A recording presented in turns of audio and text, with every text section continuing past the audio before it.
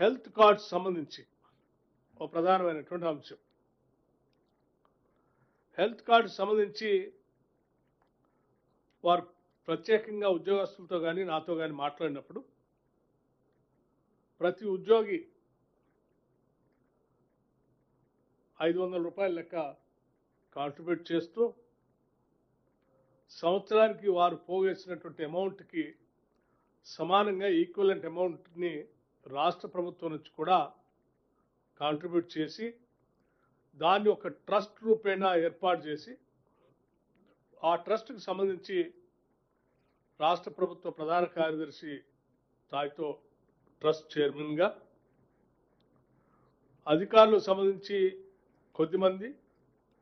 ఉద్యోగాలకు సంబంధించినటువంటి వాళ్ళతో కూడా కొద్దిమందిని కలిపి ఒక ట్రస్ట్ని ఏర్పాటు చేసి ఎటువంటి ఆరోగ్యపరమైనటువంటి అంశాలు తలెత్తినా